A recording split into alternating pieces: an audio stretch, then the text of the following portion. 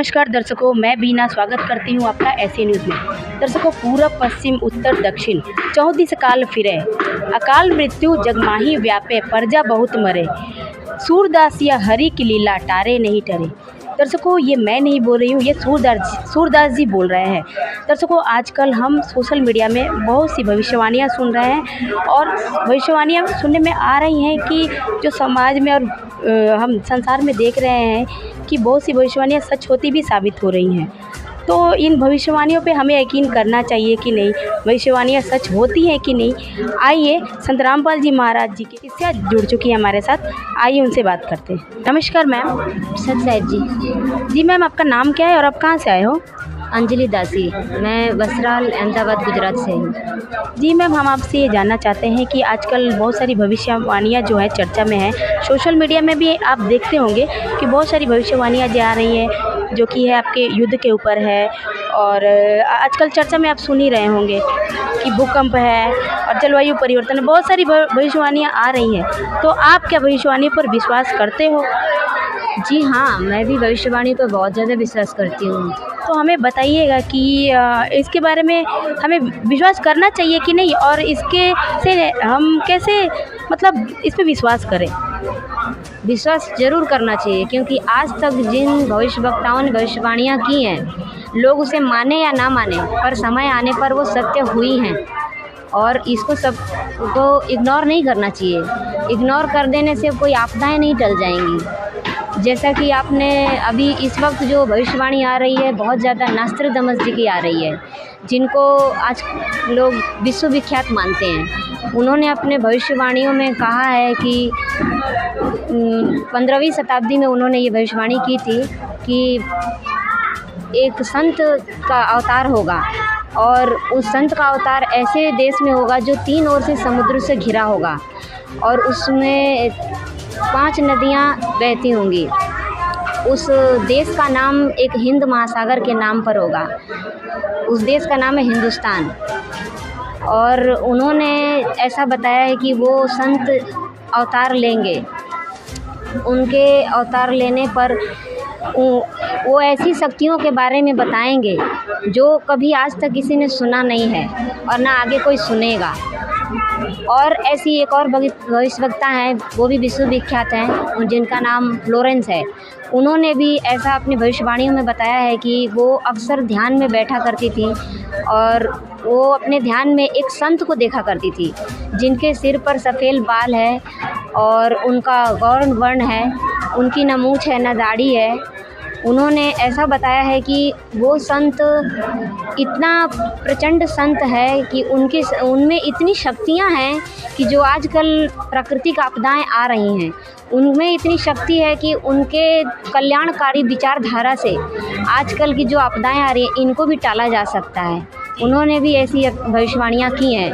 और भी भविष्यवक्ता हुए हैं, जैसे कि कीरो, हंगरी की वोरिस्का और नानक देव जी की लिखी एक पुस्तक है जिसका नाम है जन्म साखी।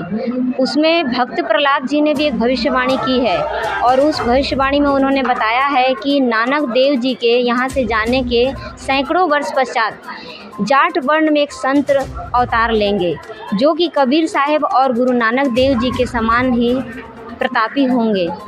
और जय गुरुदेव जी मथुरा वाले, उन्होंने भी अपनी एक शाकाहारी पत्रिका में ये बताया है। उन्होंने एक भविष्यवाणी की थी 1971 में कि जिस संत का इंतज़ार पूरे विश्व को है, वो संत अवतार ले चुका है और आज वो पूरे 20 वर्ष का हो चुका है। परंतु उसके बारे में मैं अभी नहीं बता सकता हूँ, क्योंकि दुनिया उसके पीछे पड़ जाएगी। ऊपर से ये बताने का आदेश नहीं हो रहा है। और वो संत कोई और नहीं, संत रामपाल जी महाराज ही हैं, जो कि आज चर्चा में हैं। सोशल मीडिया पर भी वो ट्रेंड करते रहते हैं। और उन्होंने ये भी बताया है कि वो संत ऐसी दैविक शक्तियों के बारे में बताएगा जो आज तक किसी ने नहीं सुना होगा। जी मैम, बहुत बहुत धन्यवाद जानकारी देने के लिए। जी सर। दर्शकों, संत रामपाल जी महाराज की और एक शिष्या जुड़ चुकी है हमारे साथ, आइए उनसे कुछ चर्चा करते हैं। नमस्कार मैम। सच साहेब जी। मैम आपका नाम क्या है? लक्ष्मी दास जी। मैम हमने सुना है कि भविष्यवाणियों पर बहुत से लोग विश्वास करते हैं, बहुत से नहीं भी करते। तो सोशल मीडिया पे बहुत सारी भविष्यवाणियाँ आजकल चर्चा में हैं और अभी यह महाकुंभ भी जो बीता उसमें बहुत सारे साधु संत जो आए थे उन्होंने भी बहुत सारी भविष्यवाणियाँ की हैं। तो आपका इसके बारे में क्या कहना है? हाँ जी, ये अभी कुंभ जो गया है उसमें बहुत सारी भविष्यवाणी करी गई। एक नूर अनंता नाम की महिला थी, अघोरी, उन्होंने भी कहा है कि भाई ये जो है सतयुग आने वाला है, आसमानों में सब कुछ लिखा जा चुका है, सब कुछ समाप्त हो जाएगा, जो सच्चे लोग हैं वो ही बचेंगे और 2032 तक सबको पता चल जाएगा कि कौन बचने वाला है, क्या समाप्त होने वाला है। हाँ जी, ये सब उनके हाथ में एक बोलती हैं ये कल्कि है, यही मुझे बताते हैं, जो उनके पास बोलने वाला एक स्टैचू टाइप सा होता है, तो वो उसको लेके बोलती हैं कि यही मुझे सब कुछ बताते हैं।